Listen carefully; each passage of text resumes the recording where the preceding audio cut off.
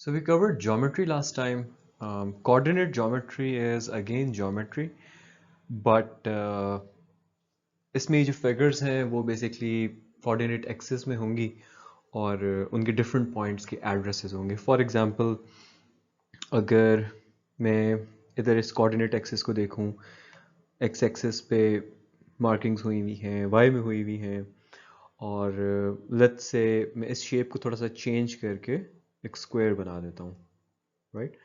अब इस स्क्वायर का ये पॉइंट जो है that is corresponding to 2 on x axis and 4 on y. तो आई कैन राइट कि यार इस पॉइंट का एड्रेस जो है दैट इज 2,4. ये एक स्टैंडर्ड है कि आप एक्स कोऑर्डिनेट पहले लिखते हो और वाई बाद में लिखते हो. तो कोऑर्डिनेट एक्सिस के कुछ standards, let me just quickly go through them. जो हॉरिजॉन्टल एक्सिस होता है इसको as a standard x axis कहा जाता है. जो वर्टिकल एक्सिस होता है इसको as a standard y axis कहा जाता है. जहाँ पे ये क्रॉस कर रहे होते हैं उस पॉइंट को ओरिजिन बोला जाता है. और इसमें एक चीज़ नोट कर लें कि अगर जीआरई के क्वेश्चंस में ओरिजिन मार्क नहीं है तो आपने अस्यूम नहीं करना कि अगर एक हॉरिजॉन्टल और एक वर्टिकल एक्सिस क्रॉस कर रहे हैं तो जहाँ पे वो क्रॉस कर रहे हैं वो नेसेसरीली ओरिजिन है. अगर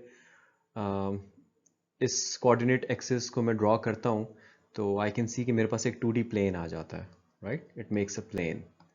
इस प्लेन को कोऑर्डिनेट प्लेन कहा जाता है. लेट्स से इस प्लेन के अंदर दो पॉइंट्स हैं, एक P1 है एक P2 है. अब इन दोनों को अगर मैं ज्वाइन करूं I will have a line which will basically be equal to the distance between these two points. और उस distance को हम इस formula से calculate कर लेते हैं जो basically Pythagoras theorem है. If you look at it, I can drop a line like this and a line like this.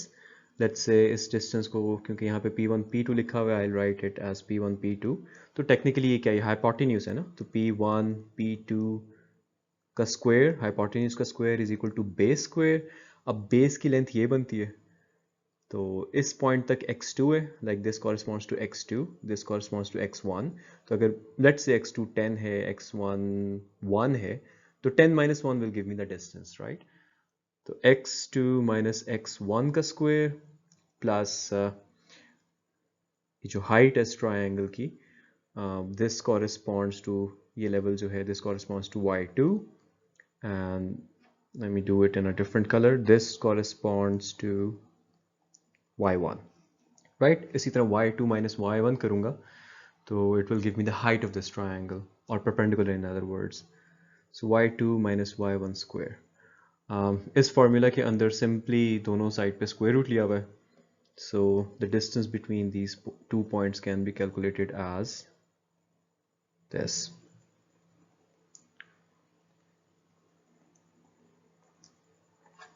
So जब आप इन दोनों पॉइंट्स को ज्वाइन करते हो एक लाइन बन गई है. अब उस लाइन का एक मिड पॉइंट है. Pause this video and think about it कि उस मिड पॉइंट के कोऑर्डिनेट्स क्या होने चाहिए. I mean you can see a formula but think about it yourself. And if you think about it, you would reach the conclusion कि let's just talk about the x axis पे जो इसका point बनता है. So अगर मैं इसको drop करूं तो ये जो पॉइंट होगा वो x2 और x1 के बिल्कुल मिडल में होगा. इन अदर वर्ड्स मैं कह सकता हूं कि ये जो मिड पॉइंट है ये वाला, इसका x कोऑर्डिनेट x1 और x2 का एवरेज होगा. Similarly, if I talk about the height of this midpoint, right? तो वो y2 और y1 लेंथ के बिल्कुल दरमियान में, तो जिसका y कोऑर्डिनेट होगा वो y1 plus y2 by 2 होगा. Slope is basically a measure of the steepness of the line, or slope is given by this formula, rise over run. How do you calculate rise? For example, अगर coordinate plane में मेरे पास दो points हैं, एक point है 1 2 और एक point है 2 10, 2,10.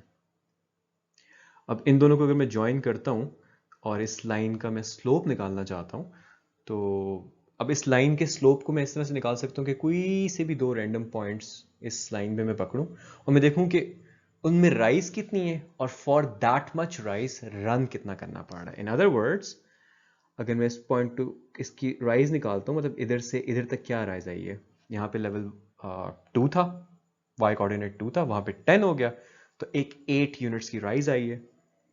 डिवाइडेड बाय मुझे इसके लिए रन कितना करना पड़ा है यहाँ से यहाँ तक, यहाँ पे x कोऑर्डिनेट इज 1, यहाँ पे x कोऑर्डिनेट इज 2, तो 1 यूनिट का रन करना पड़े तो उसका स्लोप 8 आ जाएगा, राइट।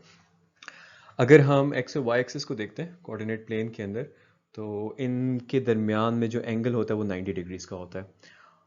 अब जो बिल्कुल मिडल में से इस 90 डिग्रीज की गुजर रही है लाइन, यानी कि 45 डिग्रीज पे गुजर रही है, उसका राइज और रन इक्वल होता है।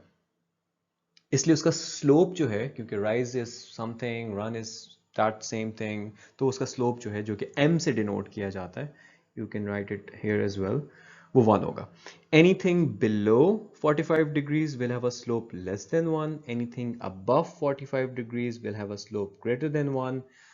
अगर मैं x एक्सिस के ऊपर कोई लाइन देखता हूं तो देयर इज नो राइज, यानी कि numerator is 0, but there is just run, so उसका स्लोप जो है that comes out to be 0।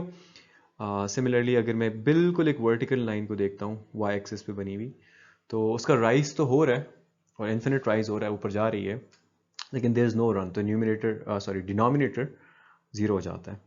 सो उसका जो स्लोप है that's considered to be infinitely large. सबसे पहले तो लेट्स टॉक अबाउट क्वाड्रेंट्स क्या होते हैं। बेसिकली जब आप y एक्सिस और x एक्सिस को क्रॉस करते हो तो आपके पास एक कोऑर्डिनेट प्लेन आ जाता है, and if you look at it तो ये 4 पोर्शंस में बटा हुआ है, राइट। फर्स्ट पोर्शन को हम फर्स्ट क्वाड्रेंट कहते हैं, इसको हम सेकंड क्वाड्रेंट कहते हैं, ये एंटी क्लॉकवाइज जाता है, इसको हम थर्ड क्वाड्रेंट कहते हैं और इसको हम फोर्थ क्वाड्रेंट कहते हैं। Second thing is to grasp the concept of what a line is. And that can be best done by making a differentiation between a line and a line segment. तो line एक straight shape होती है, जैसे इस तरह की है, जो कि दोनों डायरेक्शंस में infinitely grow कर रही होती है। लाइन सेगमेंट इसका एक पोर्शन, यानी कि इसका एक सेगमेंट होता है। जीआरई के क्वेश्चंस में लाइन का वर्ड कभी लाइन सेगमेंट के लिए यूज होगा और कभी लाइन के लिए यूज होगा, but with a little bit practice you would be able to identify from the context कि अगर वो लाइन का वर्ड लाइन सेगमेंट के लिए यूज हो रहा है या वो एक नॉर्मल लाइन के लिए यूज हो रहा है। Anyway let's talk about lines जो कि दोनों डायरेक्शंस में इन्फिनिटली ग्रो कर रही हैं। लाइंस जो है वो मैक्सिमम 3 क्वाड्रेंट्स क्रॉस कर सकती हैं और मिनिमम 2 वो तब क्रॉस करती हैं, जैसे यहाँ पे बना हुआ है, ये एक्स एक्सिस से पैरेलल है, तो ये थर्ड और फोर्थ क्वाड्रेंट में ही रहेगी। इसी तरह से एक पैरेलल लाइन यहाँ पे भी बन सकती थी, यहाँ पे भी बन सकती थी, यहाँ पे भी बन सकती थी। You can have infinite parallel lines to x axis. दो क्वाड्रेंट्स वाली लाइन वो भी हो सकती हैं जो वाई एक्सिस से पैरेलल हो, फॉर एग्जांपल ये line, this line for that matter and this line.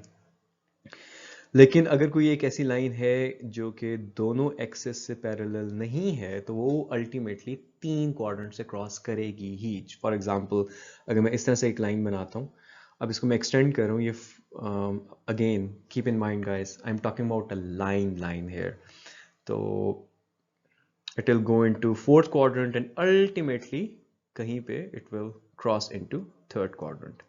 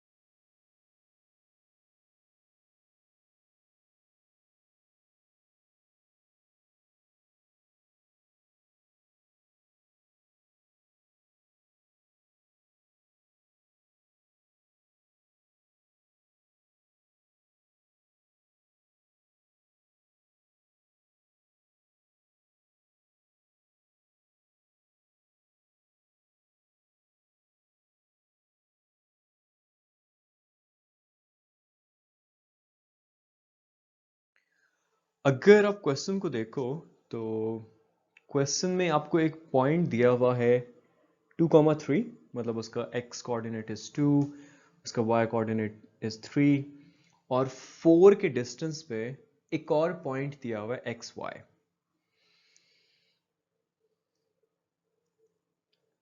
Geometry के क्वेश्चंस में जनरली स्पीकिंग चीज़ें स्केल पे नहीं बनी होती हैं। फॉर एग्जांपल ये इस तरह से बना हुआ है तो ज़रूरी नहीं ये एक्स वाई यहाँ पे ही हो। ऑल दैट दिस क्वेश्चन का data is telling me is that 4 के डिस्टेंस पे कोई पॉइंट है, और एक पर्टिकुलर पॉइंट से 4 के डिस्टेंस पे अगर मैं देखूं I can have infinite points. मतलब एक सर्कल बना सकते हो ना लिटरली, ये उस सर्कल का रेडियस 4 हो जाएगा, ये भी एक पॉइंट है, ये भी वो पॉइंट हो सकता है, ये भी वो पॉइंट हो सकता है, ये भी वो पॉइंट हो सकता है। सो इस क्वेश्चन का आंसर हम नहीं निकाल सकते। This can not be determined because it can have infinite possibilities.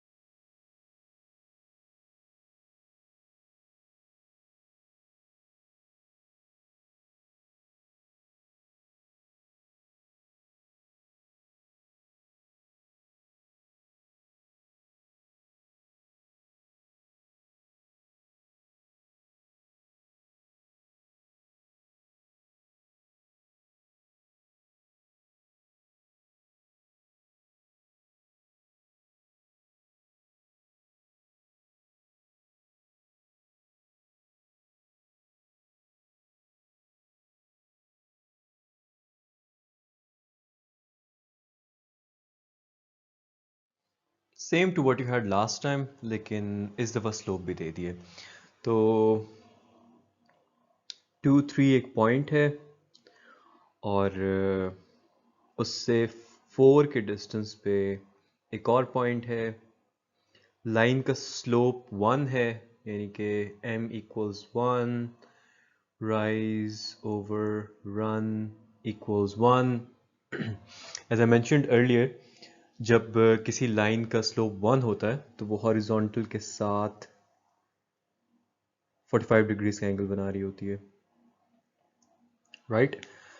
एक चीज़ जो नोटिस करने वाली है वो ये है कि अभी भी आपको बताया सिर्फ और सिर्फ ये है कि एक पॉइंट है 2, 3, और उससे 4 के डिस्टेंस पे एक और पॉइंट है, और वो जो लाइन है वो ऐसी है कि उसमें 45 का एंगल बन रहा है हॉरिजॉन्टल के साथ।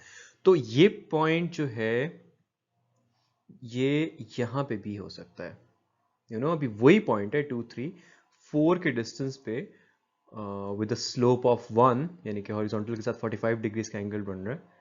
ये पॉइंट यहाँ पे भी हो सकता है, yes. So how can we now solve it? Slope 1 है, राइज और रन इक्वल होंगे, यानी कि अगर मैं इस पॉइंट से इस पॉइंट तक आता हूँ तो जो राइज है और जो रन है, इसको let me label it, this is the rise, this is the run, equal होंगे। ये एंगल 90 का है, ये 45 है, और इसके सामने वाला राइज है, और ये एंगल जो इसके सामने वाला रन है, और वो दोनों इक्वल हैं, तो ये एंगल भी 45 डिग्रीज का होगा। तो आपके पास एक 45, 45, 90 का ट्राइंगल बन गया। जिसकी साइड्स में रेशो होता है 1:1 ratio √2।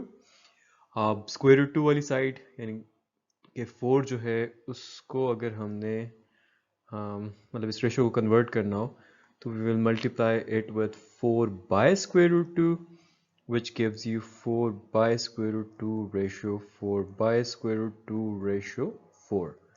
So basically what this is telling us is कि ये और ये दोनों साइड जो हैं ये 4/√2 हैं। अब जाहिर सी बात है वो नीचे मतलब वही पॉइंट है 45 के एंगल पे ऊपर जा रहा था, अब उसी को मैंने 45 के एंगल पे नीचे एक्सटेंड किया 4 के डिस्टेंस पे, यानी कि 1 के स्लोप के साथ। ये पूरी लाइन का स्लोप 1 बन रहा है ना, just in case you are confused यहाँ से यहाँ तक की लाइन की बात करूँ तो यहाँ पे भी डेफिनेटली इसका 4/√2 और इसका भी 4/√2 लेंथ आएगा। तो अब अगर मुझे ये पॉइंट चाहिए तो मैं x में यानी कि 2 में ऐड कर दूंगा 4/√2, राइट। और अगर मुझे ये y चाहिए तो मैं इस 3 के अंदर मतलब उतनी एलिवेशन ऐड कर दूंगा ना, ये राइज जो है ऐड कर दूंगा जो कि 4/√2 है, तो ये आ जाएगा 3 plus 4/√2। So this is differentiation के लिए लेट मी चेंज दिस, इसको मैं x डैश y डैश कह देता हूँ। Okay, so this is x, y, right. Similarly अब मैंने अगर ये पॉइंट निकालना है तो वही जो 2 3 है, 2 माइनस 4/√2 और 3 माइनस 4/√2 आ जाएगा। तो आपका x डैश y डैश जो है that would be 2 minus 4/√2 3 minus 4/√2। So basically ऐसे दो पॉइंट्स होंगे जो कि 2, 3 से 4 के डिस्टेंस पे होंगे ऑन अ लाइन जिसका स्लोप 1 है।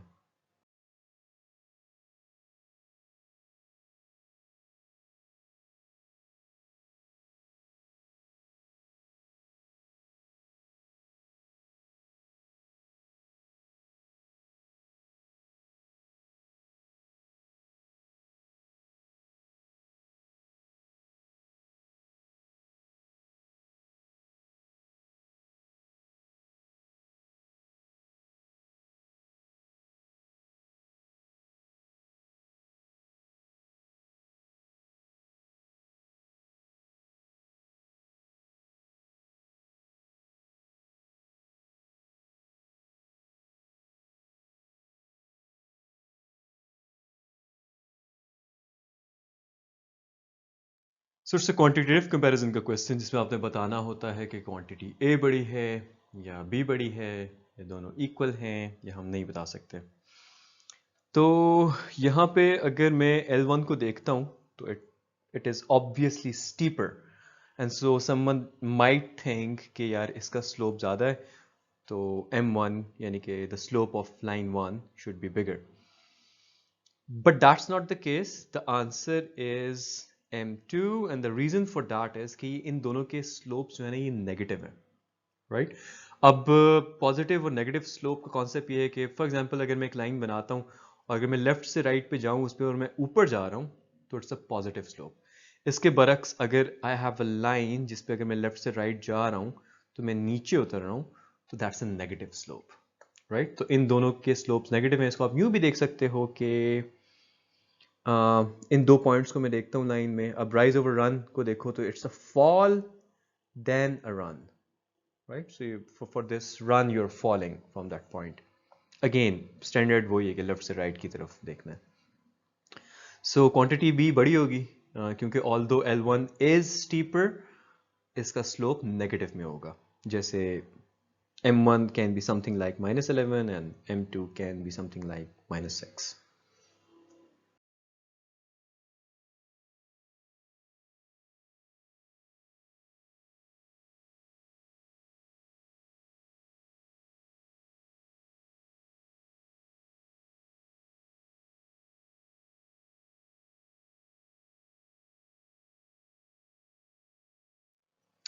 इस केस में लाइन नंबर 1 का स्लोप जो है ना क्योंकि लाइन नंबर 1 है तो स्टीपर, तो उसके स्लोप की एब्सोल्यूट वैल्यू ज़्यादा होगी। जैसे फॉर एग्जांपल M1 की कोई एक्चुअल वैल्यू हो सकती थी -20, और M2 की एक्चुअल वैल्यू हो सकती थी मे बी -10, राइट। अब क्योंकि वो स्लोप डाउन है तो है दोनों नेगेटिव, तो लास्ट क्वेश्चन के अंदर M2 बड़ा था, लेकिन स्टीपनेस अगर हम देखते हैं तो वो M1 की ज़्यादा है, और ये चीज़ फिर एब्सोल्यूट वैल्यू में सामने आ जाएगी, क्योंकि एब्सोल्यूट वैल्यू इसकी 20 होगी और इसकी 10 होगी। So in this case quantity A is bigger.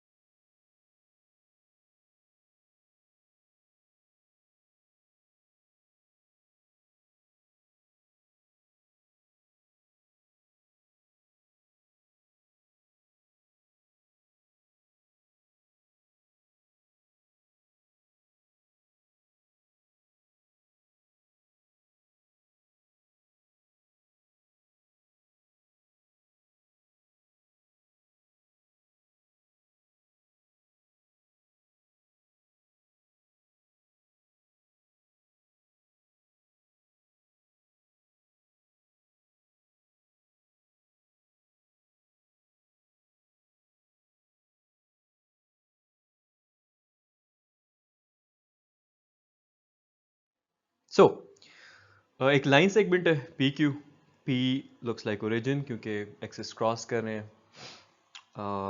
X Y it says is a point on that P Q line segment, और इस पी क्यू लाइन सेगमेंट का हॉरिजॉन्टल के साथ जो एंगल है that is 47 degrees. Like just thinking out loud, अगर 45 degrees पे कोई लाइन होती तो आई मीन अगर ये पी क्यू ही 45 पे होती तो इसका स्लोप 1 होता, यानी कि राइज ओवर रन 1 होता, जिसका बेसिकली मतलब ये होता कि राइज जो है वो इक्वल होता रन के, और एक्स और वाई दोनों इक्वल तो होते, मतलब उस इस लाइन सेगमेंट के ऊपर हर पॉइंट जो है उस पर एक्स और वाई की वैल्यू इक्वल होती। अब जहन में ये आता है कि यार ये 45 से क्योंकि ऊपर है, तो I mean for the same run इसकी जो राइज है उससे ज़्यादा राइज इधर है, तो इसका मतलब वाई बड़ा हो जाएगा। सो क्वांटिटी बी जेन में आता है, but let's see if there is a trap in this question. So x y is a point on p q, it does not say कि जहां पे बना हुआ है वहीं पे है, राइट। सो एक्स वाई कहीं भी हो सकता है, एक्सट्रीम्स देख लेते हैं, एक तो इधर हो सकता है, इधर हुआ तो फिर तो कंफर्म वाई बड़ा होगा, एक एक्सट्रीम लेकिन ये भी है, यप। यहां पे अगर हुआ, ये ओरिजिन है ना, तो एक्स भी जीरो होगा, वाई भी जीरो होगा। तो इस एक पॉइंट की वजह से इस क्वेश्चन की कंक्लूजन ये होगी कि we can not determine the answer, क्योंकि इस एक पॉइंट के अलावा हर जगह y की वैल्यू बड़ी होगी इस लाइन पे, लाइन सेगमेंट पे, लेकिन because x y is a point on p q it can be on p as well where x and y are both zero. So we do not know कि x और y both zero हैं या y बड़ा है, so we would say that this can not be determined.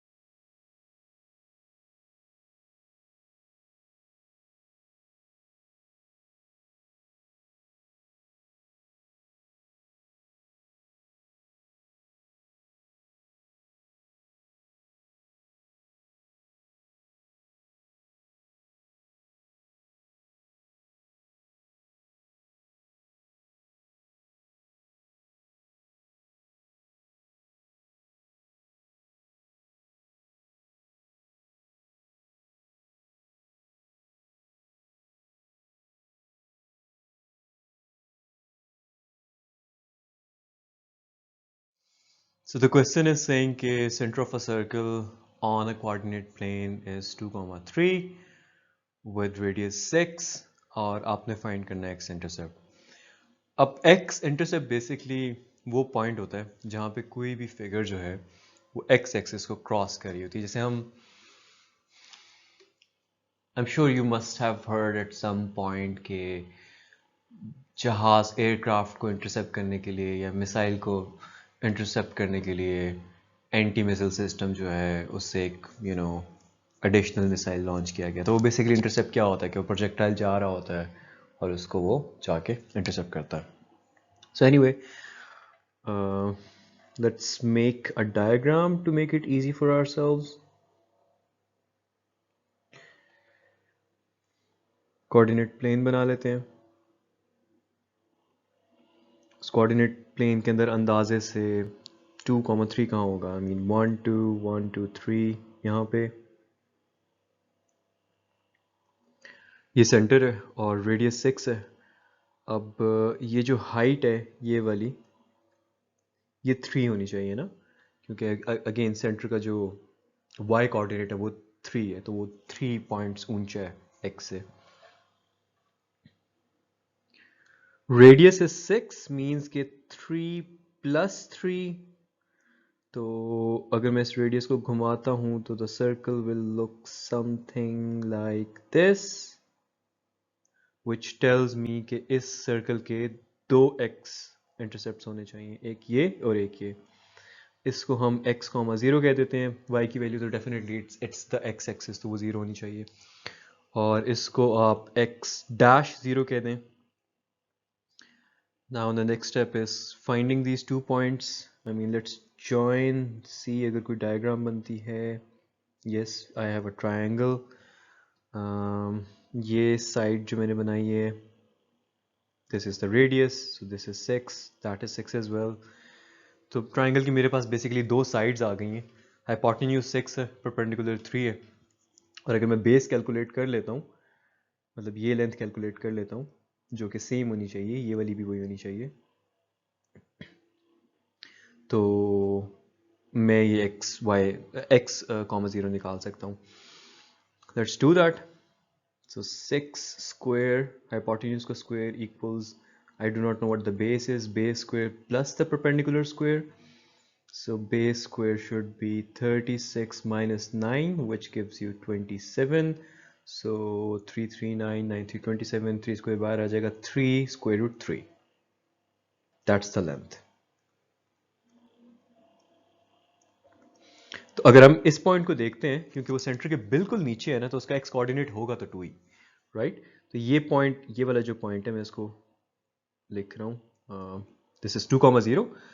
और अगर हम इस मतलब इस 2 से हम जा रहे हैं 2 + 3 square root 3, तो हमारे पास ये पॉइंट आ जाएगा.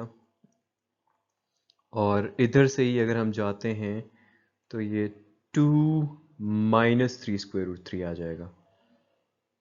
So this x dash 0 would be 2 - 3 square root 3, 0. So इसके 2 x इंटरसेप्ट्स हैं, एक ये और एक ये. मैथ के अंदर कोई भी फिगर, डायग्राम, शेप हो, उसको आप या तो एक सिंगल इक्वेशन से या मल्टीपल इक्वेशंस से रिप्रेजेंट कर सकते हो. इसी तरह लाइन की भी एक इक्वेशन होती है जिसकी स्टैंडर्ड फॉर्म ये है, y = mx + c. m जो है ये उस पर्टिकुलर लाइन का स्लोप होता है और c जो है वो पॉइंट होता है जहां पे वो लाइन y एक्सिस को इंटरसेप्ट कर रही होती है. It's a y intercept. अगर भूल जाता है आपको कि यार कैसे याद रखें y इंटरसेप्ट है, तो आप इस इक्वेशन को दोबारा देखो कि y = mx + c, राइट. अब y इंटरसेप्ट वो पॉइंट होता है जहां पे कोई भी फिगर, या इन दिस केस एक लाइन जो है वो y एक्सिस को इंटरसेप्ट कर रही हो ना, टच कर रही हो, तो वहां पे x 0 होना चाहिए. x यहाँ पे आप 0 प्लग इन करें, y = c आ जाता है. सो इसका मतलब है c is the y intercept. जब भी दो लाइंस आपस में परपेंडिकुलर होंगी, ये याद रखो कि उनके स्लोप्स का प्रोडक्ट जो है वो -1 होगा. जैसे you can see on your screen, there is this line और line segment L1 and there is another L2 और आपस में ये दोनों 90 का एंगल बना रहे हैं। और अगर हम L1 के स्लोप को M1 कहते हैं, लाइन नंबर 2 के स्लोप को M2 कहते हैं, तो इन दोनों का प्रोडक्ट जो है दैट विल बी -1।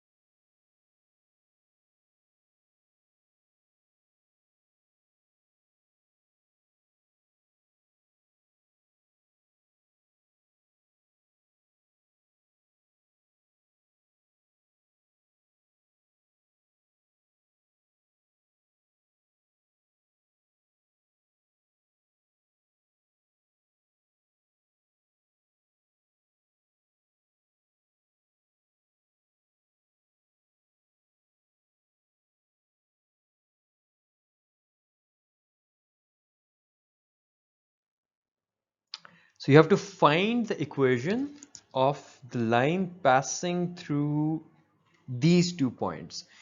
एक तो you can use y equals mx plus c, right? अब इसमें स्लोप जानने के लिए यानी कि m जानने के लिए what you can do is rise over run होता है।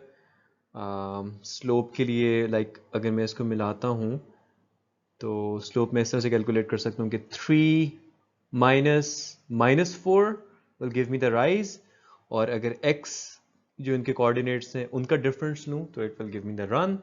So 2 minus -3, this gives me 4 5 6 7 3 4 5 7 by 5. So y equals 7 by 5 x plus c, but that is not, you know, equation enough. कोई और चीज होनी चाहिए। x और y तो दो वेरिएबल्स हैं, ठीक है, c होना चाहिए। या अब c इंटरसेप्ट, जो c बेसिकली y इंटरसेप्ट है, इसको निकालने का क्या तरीका हो सकता है? इस लाइन पे कोई पॉइंट प्लग इन कर दो। जैसे ये लाइन है, अब 2 3 एक पॉइंट है ना इस लाइन पे। I mean it's a line passing through these. So yeah, anyway 2 3 जो है इस लाइन की इक्वेशन को सॉल्व करेगा क्योंकि 2 3 इस लाइन के ऊपर एक पॉइंट है। So x equals 2 and y equals 3. Let's plug that in. What does that give me? That gives me 3 minus 14 by 5. 5 3 times 15. 15 minus 14 by 5 तो 1 by 5. So आपके पास I mean c 1 by 5 आ गया, just plug that in here. So equation आ जाएगी y equals 7 by 5x plus 1 by 5. तो ये तो अगर आप y equals mx plus c use कर रहे हो, इसका एक और लॉजिकल तरीका भी है। I mean think about it कि इन दो पॉइंट्स में से पास करिए line, right? Let me just draw it again. So इनमें से पास करिए। अब इस पे कोई फर्जी मैं बीच में कोई पॉइंट ले लेता हूं एक्स वाई, ठीक है? अब जो स्लोप मैं इसको और इस पॉइंट को यूज करके निकालूंगा, यानी कि 3 माइनस -4 डिवाइडेड बाय 2 माइनस -3 इस लाइन का स्लोप है, वही स्लोप आना चाहिए अगर मैं इस पॉइंट को और इस एक एक्स वाई पॉइंट को यूज करके निकालूं, राइट? यानी कि 3 minus y over 2 minus x. अब यहां से देख लेते हैं कि इसकी इक्वेशन क्या बनती है। लास्ट टाइम तो हमारी ये बन रही थी। So 3 plus 4, in fact let me do it directly, 4 5 6 7 3 4 5 equals, आगे मल्टीप्लाई भी कर देते हैं, 7 2 times 14 and minus 7x, ये 5 वहाँ इससे मल्टीप्लाई हो जाएगा 3 minus y से, so 15 minus 5y, and I feel like it is giving you the same thing क्योंकि 5y equals 7x और 15 minus 14 1 आ जाएगा 5 से डिवाइड करें exactly it gives you the exact same equation so whatever is easy for you.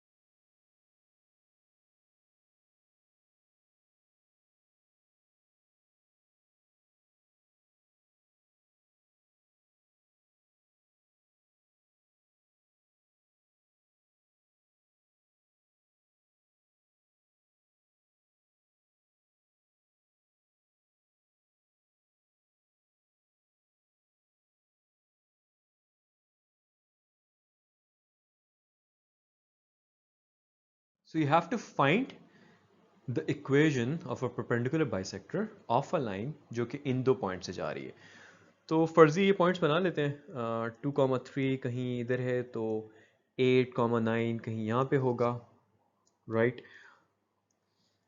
और वो दो इन point से गुजर रही है और उसका बाइसेक्टर निकालना है अब bisector in case you have an engineering background so you might say कि यार बाइसेक्टर्स की तो इतनी टाइप्स होती हैं लेकिन मैथ में जो सिंपलेस्ट डेफिनेशन ऑफ बाइसेक्टर है वो बेसिकली इज अ लाइन जो कि किसी और लाइन को दो इक्वल पार्ट्स में डिवाइड कर रही होती है अब यहाँ पे लाइन से मुराद लाइन सेगमेंट होना चाहिए क्योंकि अदरवाइज फिर I mean we won't be able to find that point जहाँ से वो डिवाइड कर रहा है उसको हाफ में so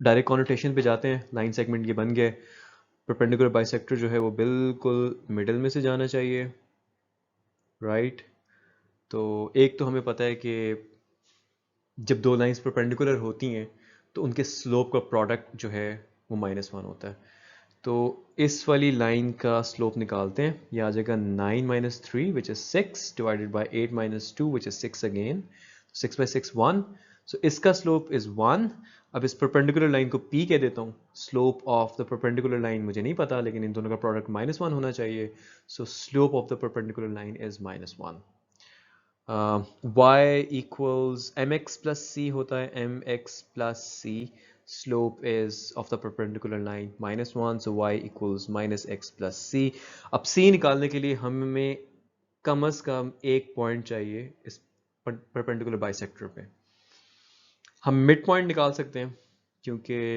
as you know mid point जो है किसी भी दो पॉइंट्स को अगर हम ज्वाइन करें एक लाइन बनती है उसका मिड पॉइंट जो है वो एवरेज होता है उन दोनों पॉइंट्स का तो ये मिड पॉइंट क्या होगा x इसका 2 + 8 10 बन जाता है 10/2 कॉमा 3 + 9 9 10 11 12 12/2 सो ये आ जाएगा 5,6 is the mid point let's plug that in क्योंकि ये मिड पॉइंट तो दोनों लाइंस शेयर कर रही है ना सो 6 y की जगह मैंने 6 डाल दिया x की जगह 5 डाल देता हूँ सो c मेरे पास आ जाएगा 6 7 8 10 11 so finally if I plug c equals 11 in this equation my equation of this perpendicular bisector comes out to be y equals -x plus 11 yep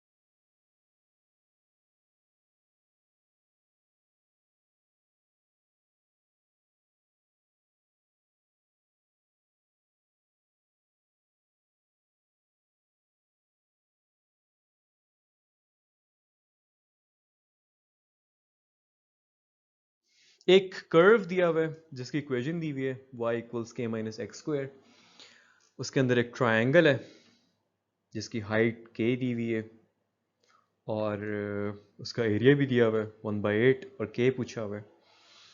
सबसे पहले तो एरिया जो डाटा दिया हुआ है इसमें से कुछ यूज़ करने की कोशिश करते हैं। सो 1/2 इंटू बेस, अब मैं इस पूरी को बेस कह देता हूँ, इंटू बेस इंटू हाइट जो कि यहाँ पे k है is 1/8. I can do this. So b और k का प्रोडक्ट is 1/4. अगर मुझे b पता चल जाए तो I'll be able to find k. अच्छा, दूसरा ये है कि इस कर्व की, मतलब वो जो कर्व ट्रायंगल के ऊपर है उसकी इक्वेशन भी दी हुई है ना, y इक्वल्स के माइनस एक्स स्क्वायर। सो इसको यूटिलाइज करने की कोशिश करते हैं। ये पॉइंट x यहाँ पे 0 होगा तो y इक्वल्स के आ रहा है, ठीक है, वो तो पता चल रहा है, उन्होंने लेबल भी किया हुआ है। यहाँ पे y इक्वल 0 होगा, राइट? अगर y इक्वल 0 है तो ये इक्वेशन क्या बनती है, ये बन जाएगी 0 इक्वल्स के minus x square. So x comes out to be plus minus square root of k if you rearrange it and solve it. So this is plus square root k 0, मतलब ये एक x इंटरसेप्ट है ना, और फिर उसी पे दूसरा बन रहा है क्योंकि दो आ रहे हैं ना प्लस माइनस, तो ये आ जाएगा नेगेटिव स्क्वायर रूट के 0, राइट? इसका मतलब है, अब यहाँ पे ओरिजिन है ना, x की वैल्यू 0 है, तो 0 से स्क्वायर रूट के तक कितनी लेंथ बन गई? स्क्वायर रूट के मतलब अगर 0 से 1 तक जाओ या 2 तक जाओ तो 1 या 2 लेंथ बनेगी। इसी तरह 0 से उस साइड पे -2 तक जाओ तो दरमियान में लेंथ कितनी होगी? 2 की होगी। अब 0 से -k तक जा रहे हो तो स्क्वायर रूट के, सॉरी, तो स्क्वायर रूट के की लेंथ आ जाएगी। एनीवे, सो ये दोनों लेंथ्स जो हैं, ये स्क्वायर रूट के है, ये भी स्क्वायर रूट के है, तो ये पूरी लेंथ जो है यानी कि बेस जो है इस ट्राइंगल की वो 2 स्क्वायर रूट के आ जाएगी, which I can plug it in here. So let's do that. 2 square root k into k into just k equals 1/4. This 2 will multiply with this 4, 8, and square root basically 1/2 hota hai, plus 1 equals 1/8. This gives you k की power 3/2 equals 1/8. अब दोनों जगह square ले लेता हूँ, या पहले दोनों जगह क्यूब रूट ले लेता हूँ। क्यूब रूट अगर मैं दोनों जगह लेता हूँ तो I am writing here now, तो फिर क्या हो जाएगा, केप के बार 1/2 इक्वल्स 1/2 ओनली, एंड अगर दोनों जगह स्क्वायर लेता हूँ तो k equals finally 1/4. So k की वैल्यू जो है it is 1/4. So poly means many, gons mean side. So polygons basically n sided closed figures होती हैं जिनमें से सबसे स्मॉलेस्ट तो नेसेसरी नहीं लेकिन सिंपलेस्ट फॉर श्योर जो है वो ट्रायंगल होता है। ट्रायंगल के बाद जिसकी 4 साइड्स होती हैं उनको क्वाड्रेटर्स कहते हैं, जिनकी 5 साइड्स होती हैं उनको पेंटागन, हेक्सागन 6 साइड्स वाला, फिर 7 साइड्स वाला हेप्टागन, ऑक्टागन 8 साइड्स वाला, nonagon is 9 sides wala, decagon is 10 sides wala. The whole point of telling you these names is कि जेरी के क्वेश्चंस में अक्सर वो आपको कह देगा कि a hexagon has this area. If you do not know what a hexagon is, you won't be able to solve it. Also keep in mind, if they use the word regular तो इसका मतलब होता है सारी sides equal है।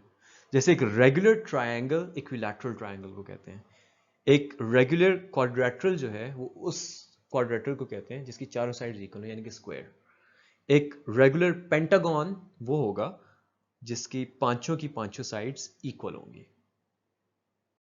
अब आप किसी भी पॉलीगॉन के इंटीरियर एंगल्स का सम जो है ना वो आप इस फॉर्मूला से निकाल सकते हो, n-2 इंटू 180। अब जैसे ट्राइंगल की बात आती है और इसमें n as I mentioned earlier is the number of sides, तो ट्राइंगल का वैसे तो जनरली पीपल नो कि इंटीरियर एंगल्स का सम जो है, अगर this is angle a, this is b, this is c, तो 180 आएगा। लेकिन अगर इस फॉर्मूला से आप निकालना चाहते हो, सो साइड्स कितनी है, 3 है, 3 minus 2 into 180 gives you 1 into 180 gives you simply 180, यानी कि triangles के interior angles का sum 180 है. Similarly, अगर quadrilaterals के लिए you plug in 4, you will get 360, and so you will get an answer for pentagon, hexagon, and heptagon.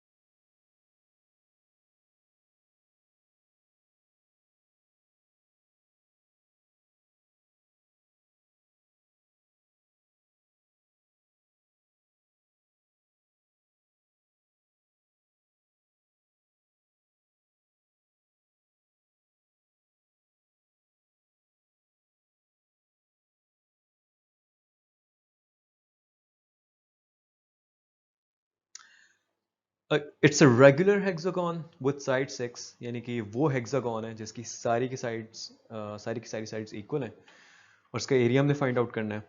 तो geometry के क्वेश्चंस में first thing that you should be doing is drawing a big neat diagram. So let's do that. Hexagon is 6, yeah. So 1, 2, 3, 4, 5, 6. Okay, it doesn't look regular, but it is regular. So 6, 6, 6, 6, 6 and 6. इसका area निकालना है, यानी कि इसके अंदर ये सारा portion जो है. अब इस तरह से हमें कोई फार्मूला नहीं पता, so our best bet is कि हम इसको डिवाइड कर लें छोटी फिगर्स में. मुझे इसके अंदर ये एक ट्रायंगल नज़र आ रहा है, ये एक और ट्रायंगल नज़र आ रहा है, और हेक्सागन है तो 6 साइड्स हैं. इंटीरियर एंगल का सम हम n माइनस टू इंटू 180 से निकाल सकते हैं, यानी कि 6 माइनस टू इंटू 180. और टोटल एंगल्स कितने हैं इसके? 1 2 3 4 5 6, ऑफ कोर्स 6 साइड्स हैं, सो 6 से डिवाइड कर देता हूँ. हर एंगल मुझे मिल जाएगा और वो इक्वल होगा क्योंकि रेगुलर है. सो 4 इंटू 180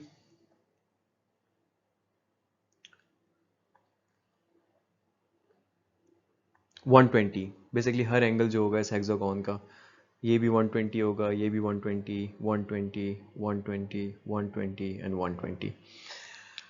अच्छा जी, so maybe I can draw this line जिसमें इस 120 को मैं बिल्कुल 60 में कर दूं. अब ये लाइन इनको मैं डॉटेड से सॉलिड में कर देता हूँ. 60 का है, ये एंगल नज़र आ रहा है 90 का होगा. 60 ठीक है, और ये 30 बन गया. सो आपके पास 60, 90, 30 के 1, 2, and if you look here and do the same thing,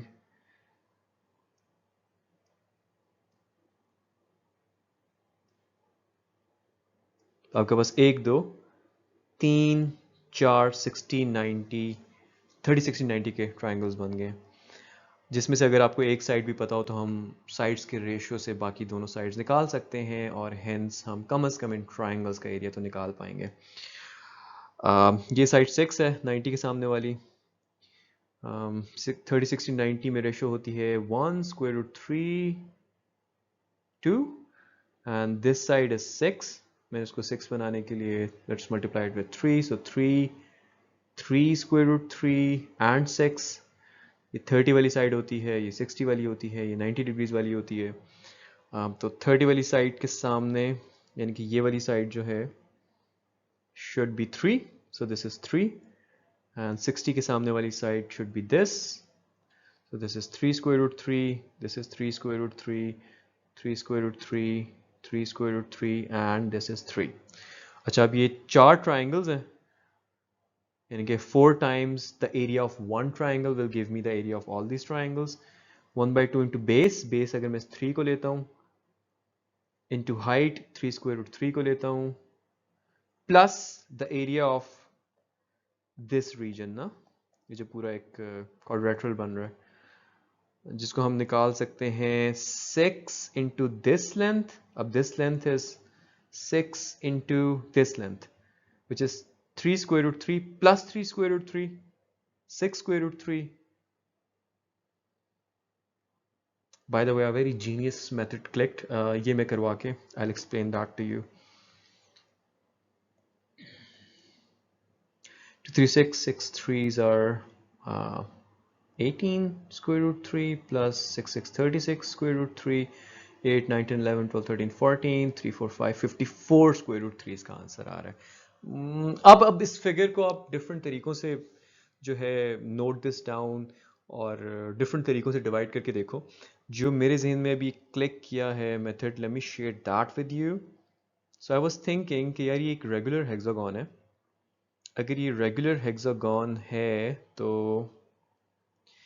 इसके दरमियान में कोई ऐसा पॉइंट होना चाहिए जो कि सारे के सारे वर्टिसेस से, कॉर्नर से इक्विडिस्टेंट हो.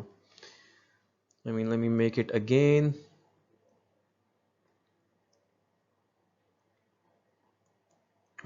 दरमियान में एक पॉइंट होना चाहिए जो इससे इससे इससे इससे इससे और इससे इक्विडिस्टेंट होगा. और ये एंगल हमें पता था ये 120 है, और इस तरह की स्ट्रेट लाइन में बनाता हूँ तो ये 60 बनता है, ये भी 60 बनता है, ये भी 60 बनता है, और ये भी 60 बनता है. सिमिलरली दरमियान वाला एंगल टोटल 360 है ना, और ये 1, 2, 3, 4, 5, 6 इक्वल एंगल्स में बट रहा है, तो हर एंगल 60 का होगा. तो यानी कि ये भी 60 है, ये भी 60 होना चाहिए.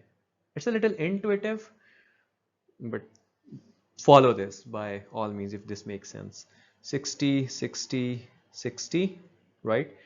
अब अगर इस ट्राइंगल को देखते हैं, इसके दो एंगल 60 है तो ये भी 60 होगा. तो लॉन्ग स्टोरी शॉर्ट, आपके पास इक्विलैटरल ट्राइंगल्स बन गए हैं बहुत सारे.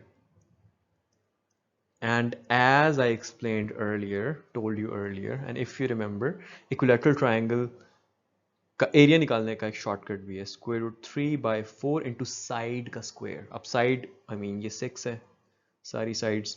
अब इक्विलैटरल ट्राइंगल है तो सारी साइड 6 होंगी, ये भी 6, ये भी 6. You get the point.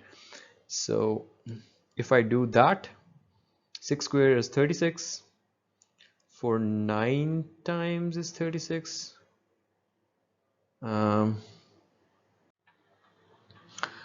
So ये तो आ गया एक ट्राइंगल का, एक ट्राइंगल का आ गया, और हमारे पास इस तरह के एक दो तीन चार पाँच छः ट्राइंगल्स है ना, तो हम 6 से मल्टीप्लाई करेंगे, 6 9 टाइम्स इज अगेन 54, तो यहाँ से भी आपका 54 स्क्वायर रूट 3 आ रहा है। सो स्क्वायर जो है एक क्वाड्रिलेटरल है जिसकी सारी साइड्स इक्वल होती हैं, यानी कि अगर ये साइड x है तो ये भी x है, ये भी x है और ये भी x है। इसके सारे एंगल्स इक्वल होते हैं और राइट एंगल्स होते हैं, ये भी 90 है, ये भी 90 है, ये भी 90 है और ये भी 90 है। फिर इसके जो दोनों डायगनल्स है ना, एक ये डायगनल बन रहा है और एक ये डायगनल बन रहा है, ये दोनों इक्वल होंगे और ये दोनों आपस में एक दूसरे के परपेंडिकुलर बाइसेक्टर्स भी होंगे, यानी कि जो आपस में एंगल बना रहे हैं जहाँ पे क्रॉस कर रहे हैं वो 90 का है और एक दूसरे को बाइसेक्ट कर रहे हैं। और ये डायगनल जो है ये स्क्वायर के वर्टिसेस के जो एंगल है उसको इक्वली डिवाइड करेगा। फॉर एग्जांपल ये एंगल आपका 90 था तो ये इसको 45 में डिवाइड करेगा। वैसे स्क्वायर को हम यूं भी देख सकते हैं कि ये 45, अगर ये 45 है और ये दरमियान वाला 90 है तो ये भी 45 होगा। तो ये 45 45 90 वाले चार ट्राइंगल्स है स्क्वायर के अंदर। बेसिकली स्क्वायर का एरिया जो है, इस पूरे रीजन का जो एरिया है वो आप एक्स स्क्वायर फार्मूला से निकाल सकते हो। इसका पैरामीटर यानी कि इसकी बाउंड्री की लेंथ जो है वो नज़र आ रही है कि it's x plus another x and another x, तो 4 times x। Length of diagonals निकालने का एक शॉर्टकट फार्मूला ये है। और इसके अलावा अगर डायगनल की लेंथ दी हुई हो तो उससे भी हम स्क्वायर का एरिया निकाल सकते हैं, and that is by squaring the length of that diagonal and dividing it by 2। Square को थोड़ा सा स्क्यू करो तो रोम्बस बन जाता है। जैसे स्क्वायर है उसकी सारी इक्वल साइड्स हैं, x x x x, इसको मैं इस साइड को थोड़ा सा यूं ले जाता हूँ और इसको यूं ले जाता हूँ तो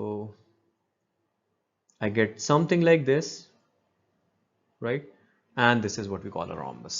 तो rhombus में भी सारी साइड्स इक्वल होती हैं, जो ऑपोजिट साइड्स होती हैं वो पैरेलल होती हैं। जैसे कि ये साइड जो है वो इससे पैरेलल होगी और ये साइड जो है वो इससे पैरेलल होगी। जो डायगनल्स हैं वो अनइक्वल हैं, और अगर आप इसको विजुअलाइज भी करो, मतलब उस स्क्वायर को जब आप इस तरह से करते हो तो ये और ये वाले कॉर्नर्स जो हैं ये ज़्यादा दूर होते हैं और ये वाले नज़दीक होते हैं। मैं इस डायग्राम पे भी लेबल कर देता हूँ।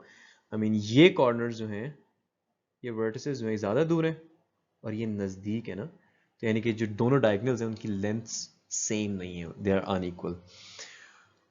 रिगार्डलेस डायगनल्स एक दूसरे के परपेंडिकुलर बाइसेक्टर्स होते हैं। जो एंगल्स हैं उनको अनइक्वली डिवाइड करते हैं। जैसे ये कोई स्पेसिफिक एंगल है अगर, तो ये एंगल और ये वाला एंगल जो है वो इक्वल नहीं होगा। ऑपोजिट एंगल्स इक्वल होते हैं, जैसे ये एंगल और इसके ऑपोजिट सामने वाला एंगल जो है वो भी ए है। Similarly this is b and that is b as well.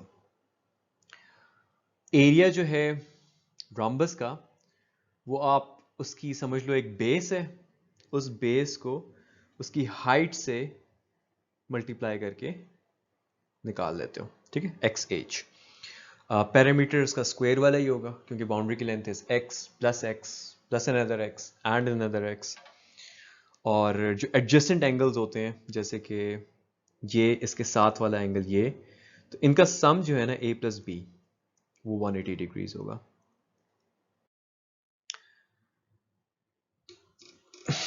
So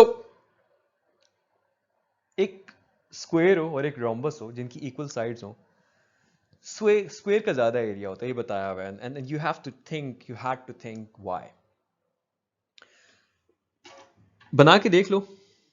I mean if you make a square, right, x x x x, and if you skew it, मतलब इस x को मैं थोड़ा सा स्क्यू कर देता हूं तो ये रोम्बस बन गया, राइट? और स्क्यू कर देता हूं इसको थोड़ा सा, I mean we still have a rhombus. करते करते करते आप लाइक लॉजिकली एक ऐसे पॉइंट पे चले जाओगे जहां पे बिल्कुल एक छोटी सी स्ट्रिप रह जाएगी। तो एक तो ये तरीका है कि यार ये सोचने का कि यू नो उस स्क्वायर को स्क्यू करने का इफेक्ट जो है ना वो एरिया कम करने का, राइट? दूसरा आप इसको यूं सोच सकते हो कि अगर एक स्क्वायर है जिसकी side x x x x है, इसको आप स्क्यू कर रहे हो, फॉर एग्जांपल यूं कर रहे हो, रोम्बस बन रहा है, अब साइड्स तो दोनों की इक्वल है, x x x s है, लेकिन अब स्क्वायर का एरिया क्या होगा? x into this x square यानी कि, और रोम्बस का x इनटू द हाइट जो कि ये x लेंथ से छोटी है, राइट? सो मैथमेटिकली भी इसको आप देख सकते हो कि बेसिकली वो one dimension into the other dimension for the rhombus छोटी हो जाती है।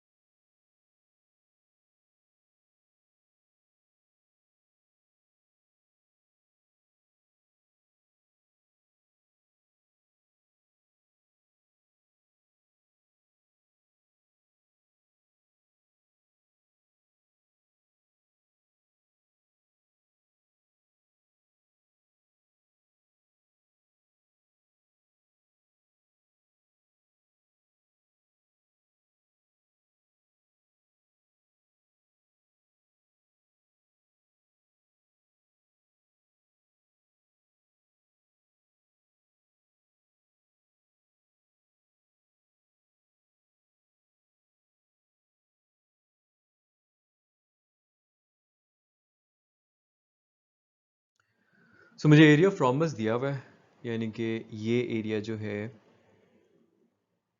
ये 500 है। रोम्बस के की एक साइड भी दी हुई 25, तो अगर ये 25 है तो ये भी 25 होगी, क्योंकि रोम्बस की सारी साइड्स इक्वल होती हैं, सारी 25 होंगी, यानी कि ये भी 25 होगी।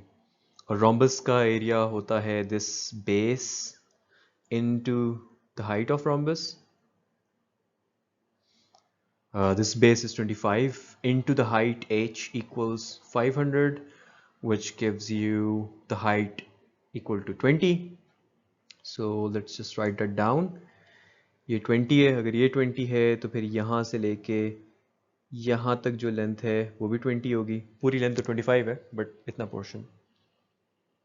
अगर अब मैं अपने ग्रीन रीजन को देखता हूँ तो I can divide it into this rectangle, right? अब इस रेक्टेंगल का एरिया क्या होगा? This 25 into this much length, and this much length में कैसे निकाल सकता हूँ? आई मीन पूरी लेंथ मेरे पास 25 है और उसमें ये लेंथ जो है वो 20 है, तो ये लेंथ आ जाएगी 5, राइट? तो ये तो मुझे रेक्टेंगल का एरिया मिल गया, which is 25 into 5 प्लस इस ट्राइंगल को निकालना है। ट्राइंगल का एरिया होता है 1/2 इंटू बेस, बेस होगी इसकी ये, इंटू द हाइट, हाइट इसकी ये है 20, बेस नहीं पता। बेस को कैलकुलेट करने के लिए आई थिंक हम पाइथागोरस थ्योरम लगा सकते हैं, क्योंकि मेरे पास हाइपोटेन्यूज दिया हुआ है, मेरे पास परपेंडिकुलर दिया हुआ है, मैंने बेस निकालना है। सो हाइपोटेन्यूज का square equals base square plus perpendicular का square. This upon calculating will give you 15. Let's just plug in 15.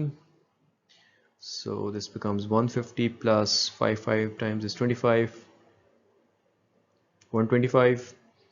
So it's 275 area है. So area of green region is 275. Square में भी ऑपोजिट साइड्स पैरेलल होती हैं, rectangle में भी होती हैं. रेक्टेंगल भी क्वाड्रिलेटरल है. जैसे ये साइड जो है ये इसके पैरेलल होगी, ये साइड जो है इसके पैरेलल होगी. लेकिन जो चीज़ रेक्टेंगल को स्क्वायर से डिफरेंट करती है वो ये करती है कि इसमें सिर्फ और सिर्फ ऑपोजिट साइड्स इक्वल होती हैं. अब जैसे स्क्वायर में तो सारी साइड्स इक्वल है ना, ये एक्स है तो ये भी एक्स है, ये भी एक्स है और ये भी एक्स है. इसमें ऑपोजिट साइड्स इक्वल है. ये P1 है तो इसके parallel opposite side is equal, and similarly P2 is equal to the opposite side which is also P2. सारे के सारे इसके एंगल जो है वो राइट एंगल होंगे. ये भी 90, ये भी 90, ये भी 90, ये भी 90. डायगोनल्स की लेंथ सेम होगी. अगर आप इसको विजुलाइज करो तो इट्स रादर इंट्यूटिव कि ये दोनों एजेस जो हैं इन दोनों का डिस्टेंस आपस में सेम होगा. डायगनल्स एक दूसरे के बाइसेक्टर होंगे, यानी कि हाफ में दोनों को एक दूसरे को डिवाइड करेंगे, लेकिन परपेंडिकुलर नहीं होंगे. अगेन इफ यू विजुअलाइज तो ये एंगल 90 से बड़ा होना चाहिए और ये 90 से छोटा. स्क्वायर के अंदर हम अगर स्क्वायर का डायगनल हमें दिया हुआ हो डी, तो उससे हम एरिया निकाल लेते थे d²/2. लेकिन हम रेक्टेंगल्स में नहीं निकाल सकते, और उसका रीजन ये है कि एक डायगनल के लिए इनफिनिट रेक्टेंगल्स एग्जिस्ट कर सकते हैं. स्क्वायर में तो एक डायगोनल होगा तो वही 45 की इंक्लिनेशन पे होगा, तो उसकी जो लेंथ है वही 45 पे होगी और you can form a square. But rectangle के अंदर ऐसी कोई शर्त नहीं है. रेक्टेंगल में फॉर एग्जांपल अगर मैं ये डायगोनल बनाता हूँ, ये ऐसे एक पर्टिकुलर कोई लेंथ है, let's call this length d, right. ये एक रेक्टेंगल है. इसी डायगोनल को मैं थोड़ा सा टर्न करता हूँ, ये बनाता हूँ. अब इससे एक नया रेक्टेंगल बन जाएगा. इसी डायगोनल को मैं थोड़ा सा और टर्न करके नीचे लेके आता हूं, एक नया रेक्टेंगल बन जाएगा. इसी को मैं और नीचे लेके आता हूं, एक नया रेक्टेंगल बन जाएगा. अब डायगोनल की लेंथ वही है लेकिन रेक्टेंगल्स नहीं बनते जा रहे हैं. सो बेसिकली आप उसी एक डायगोनल की लेंथ को चेंज करते जाओ, आपके पास इनफिनिट रेक्टेंगल्स आएंगे विद डिफरेंट एरियाज. मतलब नजर आ रहा है कि इसको आप बिल्कुल नीचे कर देते हैं अगर, तो इस तरह का कोई रेक्टेंगल बनेगा जिसका एरिया काफी कम होगा, right. So this is why we cannot calculate area from the diagonal length of a rectangle. हम स्क्वायर को स्क्यू करते थे तो हमारे पास रोम्बस आ जाता था. हम रेक्टेंगल को ऐसे स्क्यू करेंगे तो हमारे पास पैरेललोग्राम आ जाता. इसके भी डायगोनल्स जो होते हैं, जो दो नजर आ रहे हैं एक दूसरे के बाइसेक्टर्स होते हैं. एरिया ऑफ रेक्टेंगल जो है with same sides as a parallelogram is always greater than that of the parallelogram. Same logic है स्क्वायर रोम्बस वाली. स्क्वायर को जब आप स्क्यू कर रहे थे तो उसका इफेक्ट एरिया पे क्या था, कम करने वाला था ना. तो इसी तरह रेक्टेंगल को भी जब आप स्क्यू करोगे तो एरिया कम होगा. तो अगर आपके पास एक रेक्टेंगल है और एक पैरेललोग्राम है विथ सेम साइड्स, रेक्टेंगल का एरिया ज्यादा होगा क्योंकि पैरेललोग्राम स्क्यूड है. इसमें भी एरिया आप डायगोनल से कैलकुलेट नहीं कर सकते हो क्योंकि अगेन कोई भी आपको एक डायगोनल बता दे, उसके अगेंस्ट आप इनफिनिट पैरेललोग्राम्स बना सकते हो. इसी डायगोनल को थोड़ा सा टर्न करके नीचे लाओ, आपके पास एक और पैरेललोग्राम बन जाएगा. सम ऑफ एडजेसेंट एंगल जो है वो 180 होगा, यानी कि इस एंगल का और इस एंगल का जो सम है वो 180 होगा. अगर इसको मैं ए कहता हूँ इसको मैं बी कहता हूँ, सो ए प्लस बी इज 180 डिग्रीज.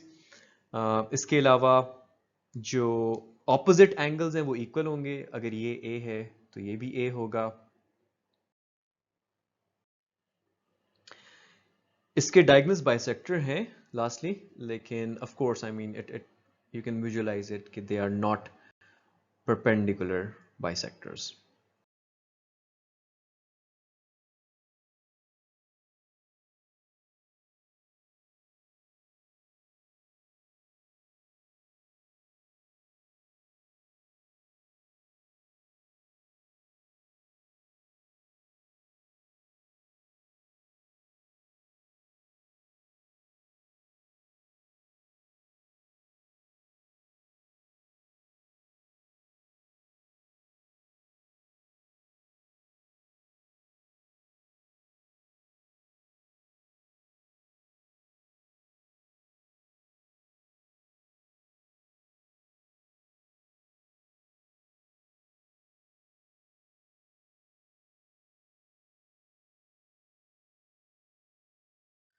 अच्छा, इसमें बोला हुआ है कि एक रोम्बस का और एक स्क्वायर का एरिया इक्वल है,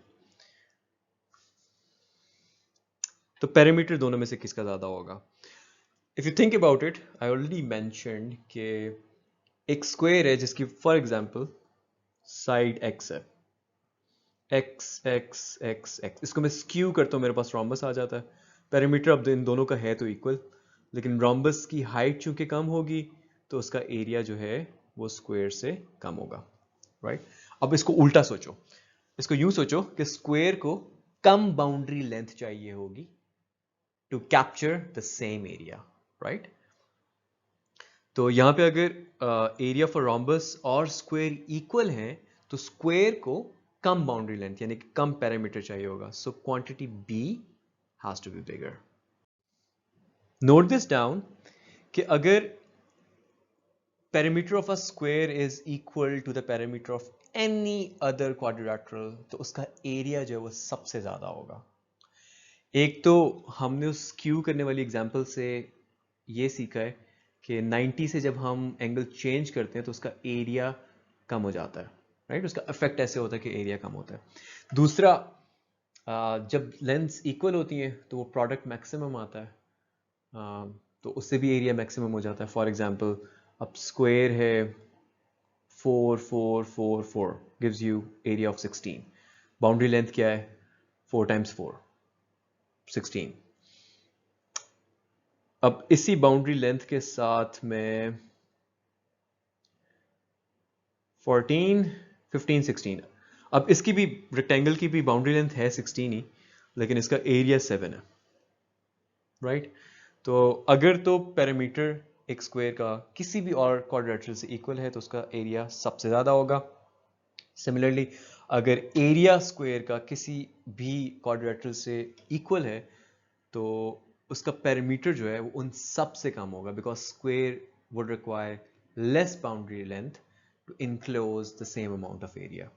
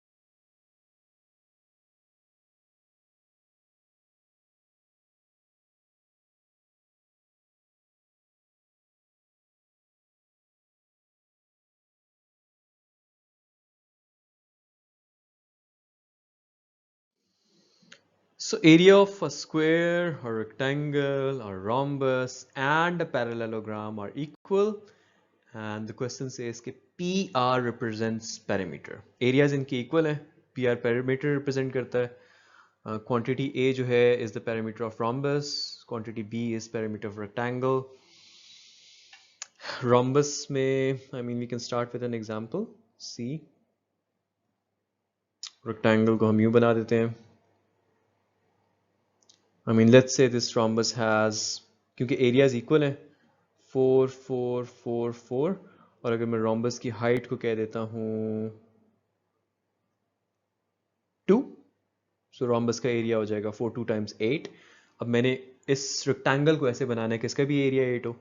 आई मीन इस साइड को सिंपली 8 कह दो, इसको 1 कह दो, सो इसका भी एरिया 8 हो गया। Now let's compare the parameters. इसका पैरामीटर 8 2 टाइम्स 16 17 18, इसका पैरामीटर 18 आ रहा है और उसका 16 आ रहा है, तो वो बड़ा लग रहा है। But let's see if there can be a scenario जहाँ पे क्वांटिटी बी यानी कि पैरामीटर ऑफ रेक्टेंगल छोटा हो जाए। So for that we will have to increase the parameter of rhombus. हम हाइट को डिक्रीज कर सकते हैं। आई मीन एरिया जो है मैंने दोनों का 8 ही रखना है, रोम्बस का भी 8 और इसका भी 8। एक तो तरीका मैंने ये 4 इंटू 2 से 8 बना दिया। अगर मैं इसको क्या कर दूं, रोम्बस की साइड्स हैं 8 8 8 8, राइट? तो फिर इसका जो हाइट है वो 1 होना चाहिए, राइट? अब एरिया इधर भी 8 इंटू 1 8 है, उधर भी वही रेक्टेंगल है, अनऑल्टर्ड एरिया 8 है। तो क्वेश्चन की स्टेटमेंट तो सेटिस्फाई हो रही है क्योंकि इन सब चीज़ों का एरियाज उन्होंने इक्वल दिए हुए थे। लेकिन पैरामीटर ऑब्वियसली चेंज हो जाएगा क्योंकि दिस इज योर रेक्टेंगल।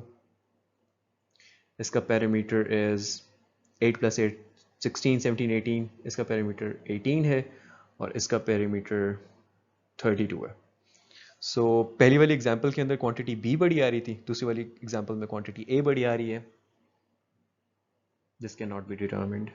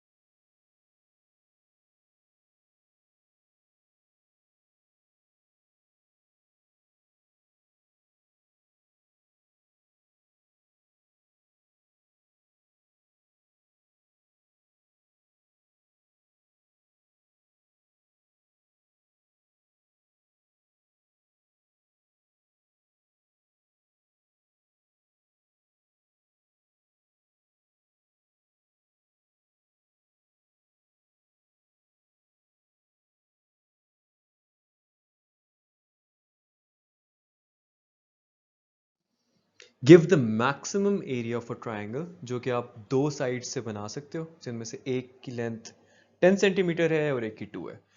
कहीं से भी शुरू कर देते हैं। मेरे जहन में आ रहा है कि मैं 10 वाली साइड को यूं बना देता हूँ, आप 2 को यूं बना दो। 10 सेंटीमीटर है और 2 सेंटीमीटर है। अब आई मीन इस ट्रायंगल का एरिया क्या होगा, 1/2 इंटू बेस जो कि 10 सेंटीमीटर है इंटू सम हाइट। अब वो हाइट में अगर मैक्सिमाइज करूं तो मैं इस ट्रायंगल का मैक्सिमम एरिया निकाल लूंगा, राइट? तो इस 2 को खड़ा करते जाओ, बिल्कुल जब परपेंडिकुलर हो जाएगा तो you will have the maximum height. So 1/2 into 10 into 2 equals 10 is the maximum possible area of this triangle. Conversely आप इसको यूं भी कर सकते थे कि 2 और 10 बना लो किसी भी ओरिएंटेशन में। अब एक ट्रायंगल तो ये बन रहा है जिसमें बेस ये होगी और उसकी कोई पर्टिकुलर हाइट होगी। अब उस हाइट को मैक्सिमम करने के लिए मैं 10 वाली let me erase this one. उसको करने के लिए मैं इस 10 वाली लाइन को बिल्कुल सीधा खड़ा कर देता हूँ, ये ट्राइंगल बन जाएगा। Again 1/2 into base into the height which is 10 gives you 10।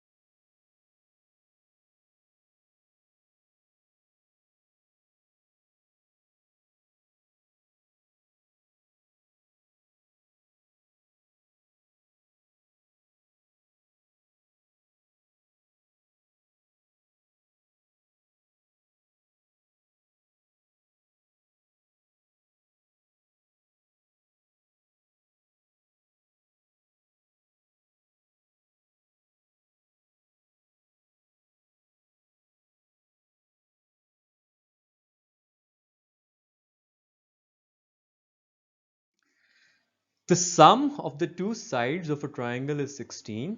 You have to find the maximum possible area of this triangle. Okay.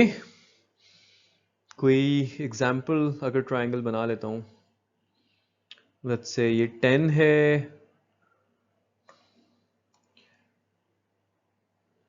For me it's easy to make the base longer for some reason, so let's just do this.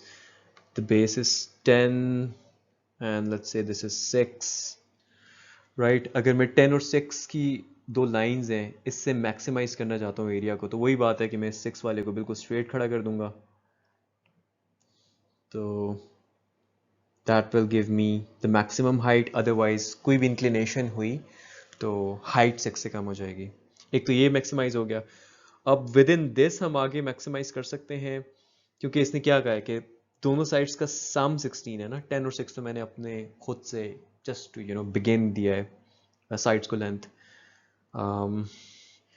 I mean इसका क्या होगा, 1/2 into base 10 into 6 something 10 6 का product. हम इसको यूं भी कर सकते हैं कि इसको मैं 9 कर दूं और इसको 7 कर दूं. ऊपर 60 आता है, 9 7 बड़ा आता है. इसको मैं यूं भी कर सकता हूं कि मैं 8 कर दूं, इसको भी मैं 8 कर दूं, दोनों को इक्वलाइज कर दूं. तो 8 8 64 और भी बड़ा आ गया है. उसके बाद अगर मैं इसको 7 करता हूं, इसको 9 करता हूं, तो फिर वही चीज़ बन जाएगी. सो यहाँ पे मैक्सिमाइज हो रहा है 1/2 into 8 into 8, which is 8 8 times is 64, so 32, right? So basically ये ट्राइंगल जब इसकी बेस और परपेंडिकुलर को आप 8 8 कर दोगे, it will give you the maximum area. कैसे किया मैंने? सबसे पहले मैंने कहा कि यार सम 16 है, किसी तरीके से भी डिवाइड कर दो. मेरे जहन में आया कि यार इसको 10 कर दो, इसको 6 कर दो. फिर मैंने उस ओरिएंटेशन से किया कि किस ओरिएंटेशन पे मैक्सिमम होता है एरिया, और फिर मैंने फर्दर देखा कि सम दोनों का 16 है, मैं कैसे उसको डिवाइड करूं दोनों में कि एरिया आपका फर्दर मैक्सिमाइज हो जाए. So I did that and I found out कि if I keep the base and the perpendicular equal to 8, I get 32, which is the maximum possible area of this triangle. Before I go into trapezium, I noticed something. आपने अगर एक triangle का area maximise करना है तो सबसे पहले तो जैसे मैं दो लाइंस की ओरिएंटेशन देख रहा था, सबसे पहले तो उसको राइट एंगल ट्राइंगल बना दो, राइट? और फिर बेस और परपेंडिकुलर को इक्वल कर दो, तो उसका एरिया मैक्सिमाइज हो जाता है. दूसरा ये है कि अगर दो नंबर्स का सम इक्वल है, फॉर एग्जांपल एक नंबर है a और एक नंबर है b, उनका सम 10 आ रहा है. अब a और b को मैं 2 और 8 कह सकता हूं, सम 10 है. प्रोडक्ट अगर देखते हो तो 8 2 टाइम्स 16 है. तो अगर ऐसे दो नंबर्स का सम कांस्टेंट होना, तो उनको इक्वल करने से उनका प्रोडक्ट मैक्सिमाइज हो जाता है. जैसे अगर ए बी की आप डिफरेंट एग्जांपल्स ट्राई करो, तो 5 + 5 जिससे अगेन 10 आता है, जो कि कंडीशन है, वो आपको 25 प्रोडक्ट देगी, which is the maximum possible product for two numbers which add up to 10. So maybe note this down. Let's now come to trapeziums. So trapeziums की दो पैरेलल साइड्स होती हैं और दो नॉन पैरेलल साइड्स होती हैं. ये कुल डेफिनेशन है ट्रेपीजियम की. जैसे ये एक साइड है जो कि पैरेलल है इस साइड से, और ये एक साइड है जो कि नॉन पैरेलल है एक और साइड से. ट्रेपीजियम का एरिया आप बेसिकली वही फॉर्मूला है, बेस होती है और हाइट होती है. अब यहाँ पे क्योंकि बेस जो है वो ऊपर जाके चेंज हो रही है, तो हम उसका एवरेज ले लेते हैं, राइट? नीचे वाली लेंथ उस ऊपर वाली लेंथ, उसका एवरेज लो into the height.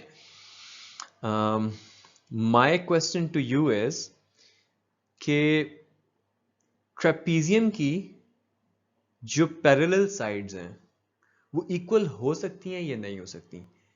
Also trapezium की जो नॉन पैरेलल साइड्स हैं वो इक्वल हो सकती हैं या नहीं हो सकती.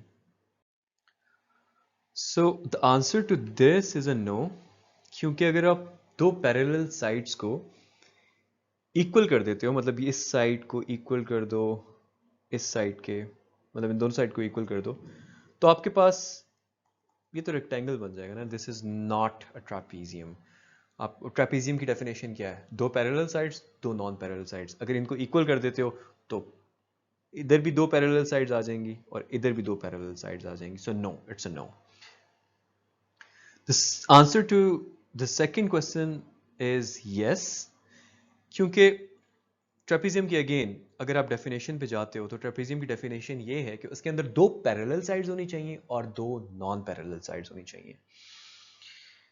मैं दो पैरेलल साइड्स बना देता हूं, ठीक है? ये साइड इसके पैरेलल है और ये दो नॉन पैरेलल साइड्स बना दी। अब इसकी लेंथ 2, इसकी 10, इसकी 5 और इसकी 5 हो सकती है।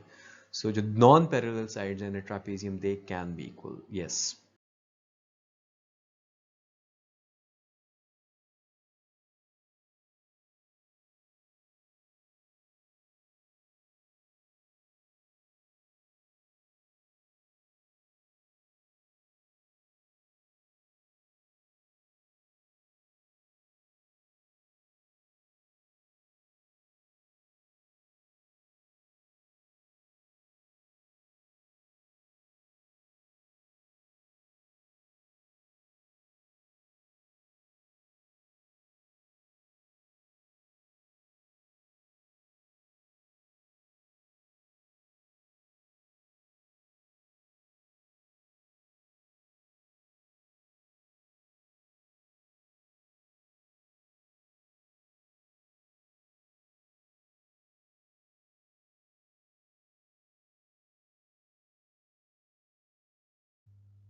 All right. So quantity A is ratio of circle's area to square's area, and then quantity B is pi ratio 1. I think the only unknown is quantity A, right? So let's start with that. So what would be the circle's area? I can see that the circle's diameter happens to be x, and so the radius would be half of x, which means k, it would be pi r square, and r is half of x, that squared, ratio area of square. I mean, if you think about it, the diameter of the circle is also equal to the side of the square, no? So yeah, x square simply. What does that give us? It gives us pi x square by 4 ratio x square. X square is positive. We can simply cancel it out and we'll end up getting pi ratio 4. So is pi ratio 4 bigger than pi ratio 1? Nope. So it has to be quantity B. The correct answer would be quantity B is bigger. I mean, and if you're, just in case you're confused, pi by 4 and you have to compare it with pi by 1, no? So of course pi is, if the denominator is big, then the overall fraction is smaller. Yeah.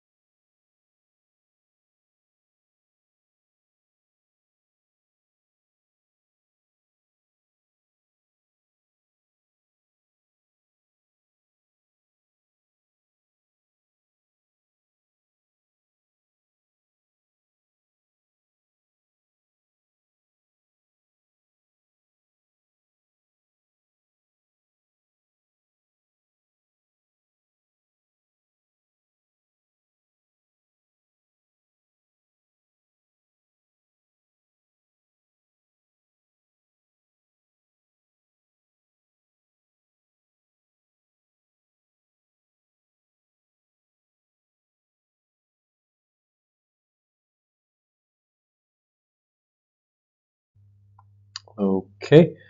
So quantity A is the area of inner square. And I can see that the area, okay, that's the inner square, and then quantity B is area of the outer square. Which one would be bigger? Well, if you spend time on solving this, then you need to take a break because it's so obvious that the outer square is bigger. and the inner square is smaller. So of course, it's the area of the outer square. Quantity B is bigger.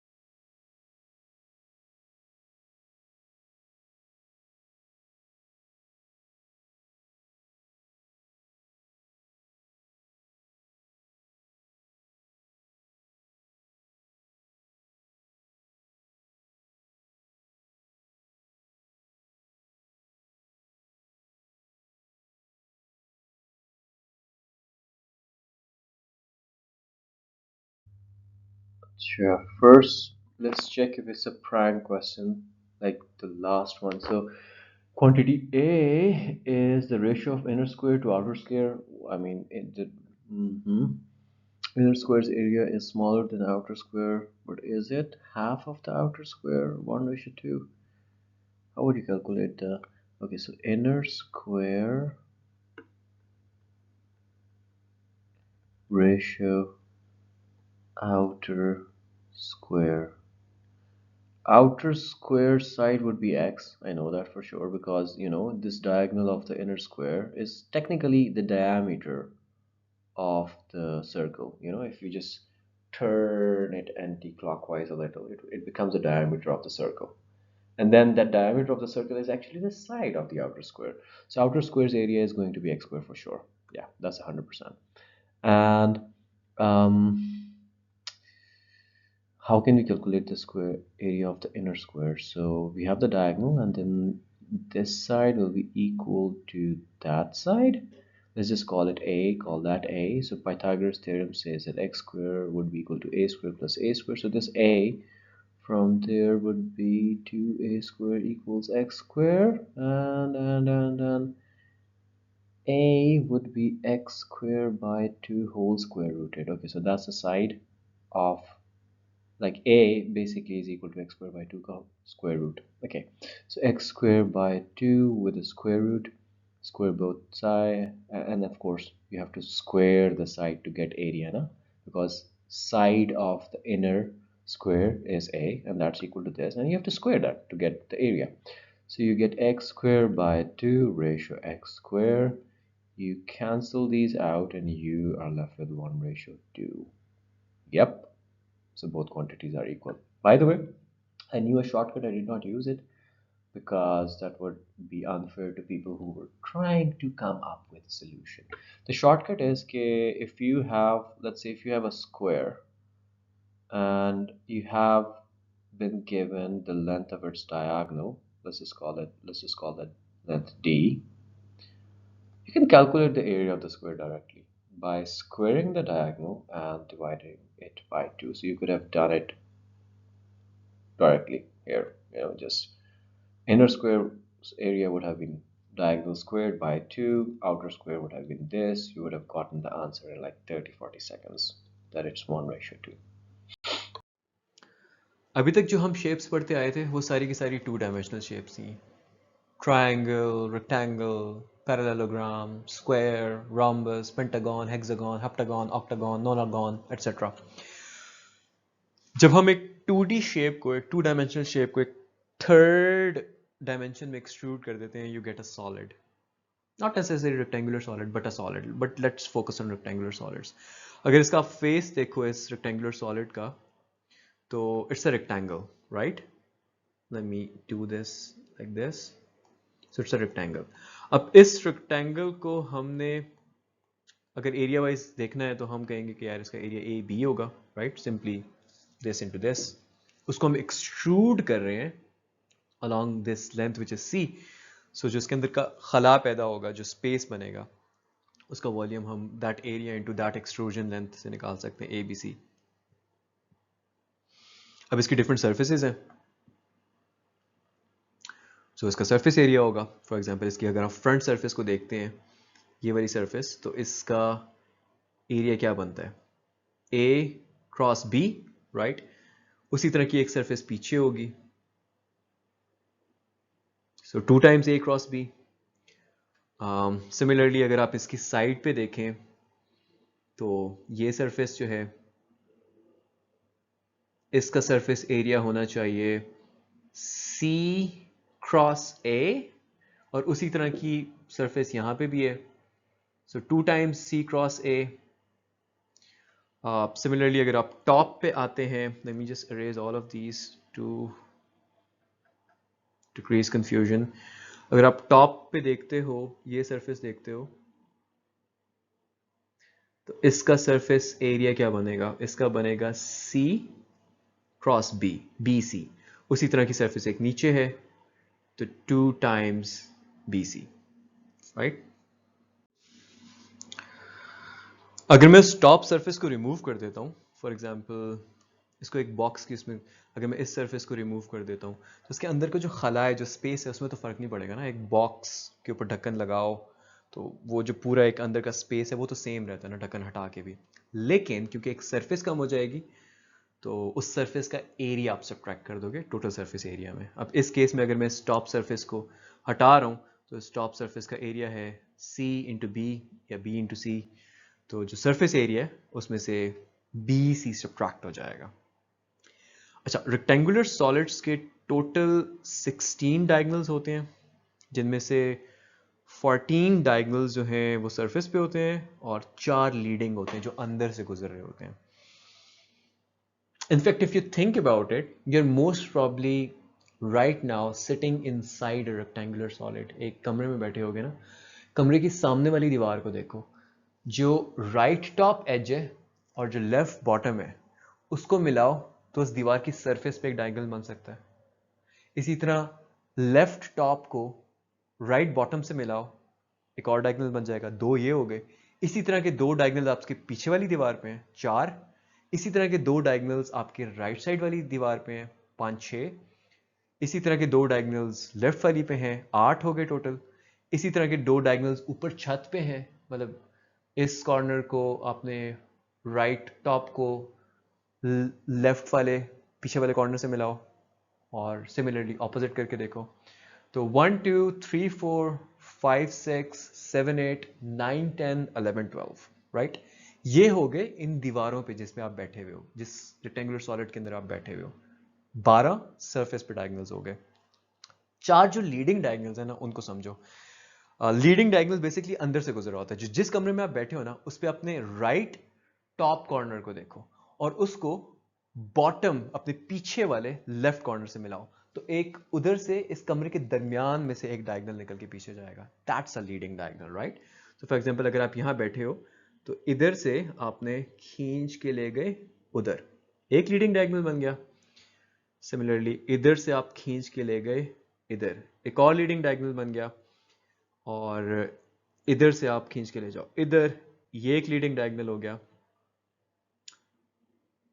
And यहां को, इस corner को इससे मिलाओगे तो you will get another leading diagonal. So basically सबसे easy इसको समझने का तरीका यही है कि उसी कमरे को देखो, वॉल्स पे 2 2 2 2 करके 1 2 3 4 5 6 वॉल्स बन रही हैं, सरफेसेस बन रही हैं, हर पे 2 बन रहे हैं, तो 12 सरफेस डायगोनल्स हैं, और 4 डायगोनल्स जो हैं वो अंदर से गुजर रहे होते हैं। ये जो अंदर से डायगोनल्स गुजर रहे हैं, इनकी लेंथ जो है वो निकालने के लिए सिंपली साइड्स का स्क्वायर करके ऐड करो और स्क्वायर रूट ले लो। अब क्यूब भी एक सॉलिड है, लेकिन इसमें यह है कि जैसे लास्ट टाइम मैंने आपको रेक्टेंगुलर सॉलिड का बताया था, उसकी जो 3 साइड्स थी, ये ए थी, ये बी थी, ये कोई सी थी। क्यूब में ही तीनों इक्वल होती हैं। इट्स बेसिकली एक स्क्वायर जिसको हमने उसी लेंथ में एक्सट्रूड किया हुआ, तो यानी कि इसका वॉल्यूम जो है वो this surface area which is A square into another A cube आ जाता है। इसका सरफेस एरिया क्या होगा, वॉल्यूम तो ए क्यूब हो गया। सो सरफेस, अगेन इसकी कितनी सरफेसेस हैं, एक ये सामने वाली सरफेस है जिसका एरिया ए स्क्वायर होगा, इसी तरह की एक सरफेस पीछे है, इसी तरह की एक साइड पे है, इस साइड पे है, इसी तरह से एक ऊपर है और नीचे है, राइट। तो 6 साइड्स हैं, हर सरफेस का जो एरिया है वो ए स्क्वायर है, यहाँ पे गलत लिखा हुआ है, लेट मी करेक्ट दैट। सो ये 6 टाइम्स ए स्क्वायर हो जाएगा सरफेस एरिया। अगेन अगर इसका टॉप सरफेस आप रिमूव करते हो तो वॉल्यूम वही रहेगा, और जो सरफेस एरिया है वो ए स्क्वायर से कम हो जाएगा। जस्ट लाइक रेक्टेंगुलर सॉलिड्स, इसमें भी नंबर ऑफ डायगोनल्स 16 होंगे, 12 जो हैं वो सरफेस पे होंगे और 4 जो हैं वो लीडिंग होंगे। लेंथ ऑफ लीडिंग डायगोनल उसमें आप किस तरह से निकालते थे, A square plus B square plus C square का स्क्वायर रूट, राइट।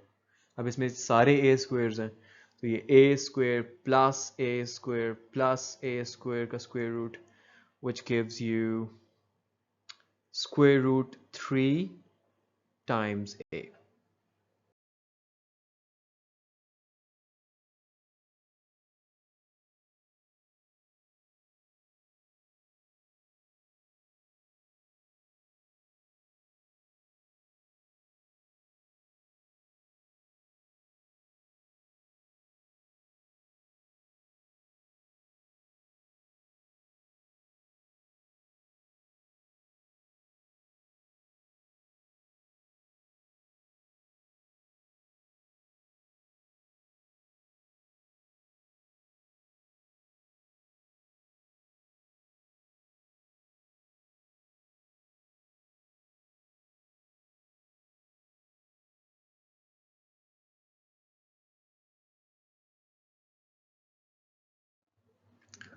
क्यूब की हर साइड को 50% बढ़ा दिए, परसेंटेज इंक्रीज इन वॉल्यूम क्या होगा।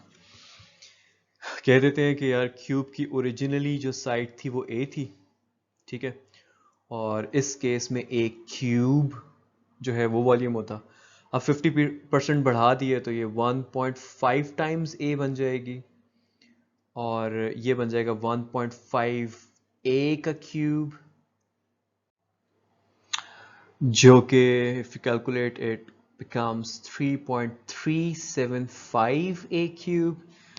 अब percentage increase in volume निकालना है, again you can use the final value minus the initial value divided by the initial value into 100%, और if you look at it, a cube इसमें से अगर आप कॉमन लेते हो और इसको ज़रा तोड़ते हो तो ये 1 प्लस 2.375 बन रहा है ना। तो यानी कि अब जो नया वाला वॉल्यूम है वो पहले वाले वॉल्यूम का 100% प्लस दिस मच अमाउंट है, यानी कि 237.5% इंक्रीज आया। So the percentage increase in volume is 237.5%। अगर आपसे इस तरह से नहीं कैलकुलेट होता तो final value which is 3.375 a cube, उसमें से सब्ट्रैक्ट कीजिए initial which is just a cube, उसको डिवाइड कीजिए इनिशियल वैल्यू से A cube multiply by 100%, A cube common लेके कैंसिल हो जाएगा, so you will have this, and upon solving you will again reach 237.5%। पहले हमने एक रेक्टेंगल को एक थर्ड डायमेंशन में एक्सट्रूड किया तो हमारे पास एक रेक्टेंगुलर सॉलिड बन गया था। एक स्क्वायर को अगर आप उसी लेंथ पे एक्सट्रूड करते हो तो आपके पास एक क्यूब बन जाता है। सिमिलरली जब आप एक सर्कल को एक्सट्रूड करते हो तो आपके पास एक सिलेंडर बन जाता है। अब इस सिलेंडर का वॉल्यूम क्या होगा, अगेन इस सरफेस का एरिया लो जो कि पाई आर स्क्वायर है, और उसको जिस भी लेंथ के अलोंग आपने एक्सट्रूड किया उससे मल्टीप्लाई कर दो। यहाँ पे उस लेंथ को h या शायद हाइट कहा हुआ है, so pi are square h। Surface area जो है उसको मैं जस्टिफाई करता हूँ। So surfaces if you count, एक सरफेस ये है जिसका एरिया क्या होगा, सर्कल है, pi are square.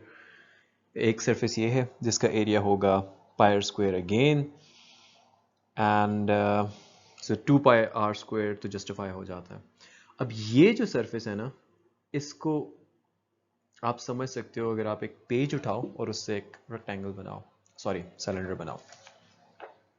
Let's say I have this page, अब मैंने इसको टर्न करके एक सिलेंडर बना दिया, ठीक है। अब इस सिलेंडर की एक ये सरफेस है, एक ये सरफेस है, right? Pi are square plus pi are square 2 pi are square justify हो गया। बाकी जो इस सरफेस का एरिया है ना, अगर मैं इस सरफेस को इसको मैं खोलता हूं तो एक रेक्टेंगल बनता है। तो वो सरफेस एरिया जो है और इस रेक्टेंगल का जो एरिया वो सेम होना चाहिए। तो अब इस रेक्टेंगल का एरिया क्या है? इस रेक्टेंगल का area the height of this cylinder into this length. Height तो सिलेंडर में वही रहेगी, ये जो लेंथ है ना, ये अगर आप गौर करो तो क्या बन जाती है?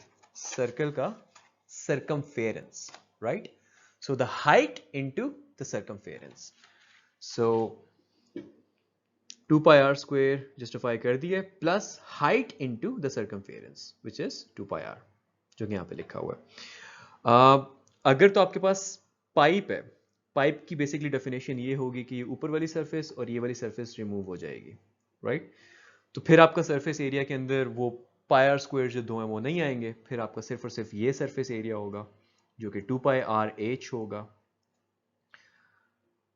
एंड वॉल्यूम पे कोई डिफरेंस आएगा या नहीं आएगा? वॉल्यूम पे कोई डिफरेंस नहीं आएगा, पाइप का और एक सिलेंडर का वॉल्यूम सेम होना चाहिए।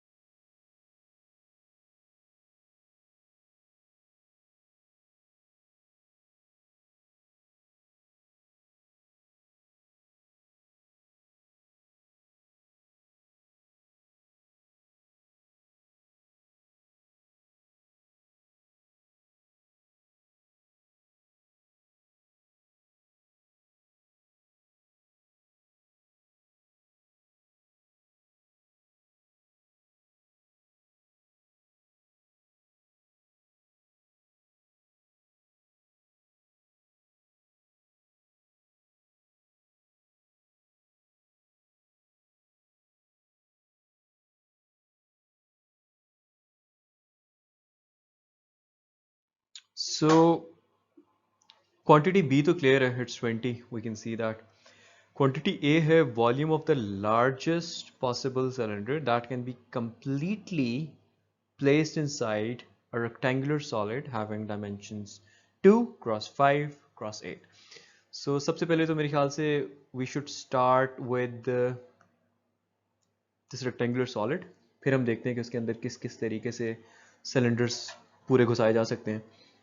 So let's do this. I mean if this is your rectangular solid, इसको 2 कह देते हैं, इसको 5, this side is 8,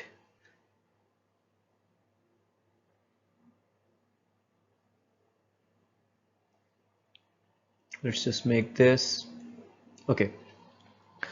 अब एक cylinder which I can completely place inside is this.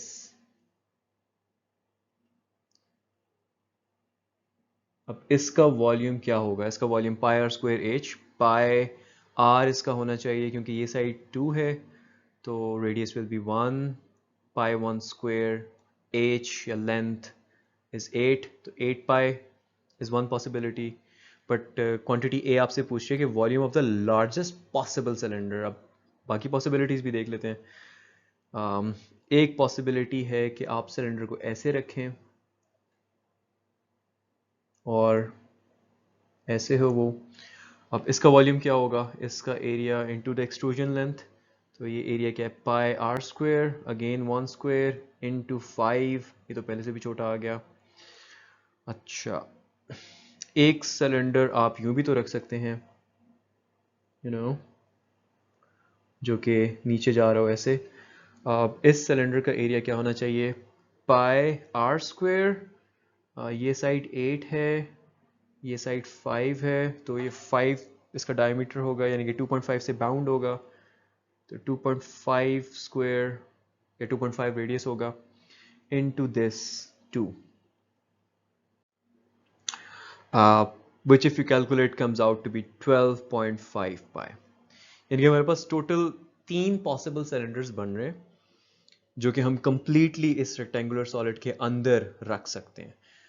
एक का एरिया एक का वॉल्यूम 8 पाई है, एक का 5 पाई है, एक का 12.5 पाई है. नज़र आ रहा है कि 12.5 pi will be the biggest. So 12.5 pi is something 3.14, 326, ये 36 समथिंग बनेगा. तो क्वांटिटी ए का एस्टिमेट ही मैंने लगाया जो कि 20 से डेफिनेटली बड़ा है. So quantity A is bigger. अच्छा, इसमें एक मिस्टेक ये हो सकती है कि आप रैंडमली जो है ना रेडियस और हाइट चूज करना स्टार्ट कर दो कि यार इसकी 5 क्रॉस 8 है तो 8 स्क्वायर रेडियस ले लो और 5 को हाइट ले लो. अब उसका मसला ये है कि अगर आप इस 8 रेडियस वाला सिलेंडर बनाते हो तो वो इस तरह का बनेगा,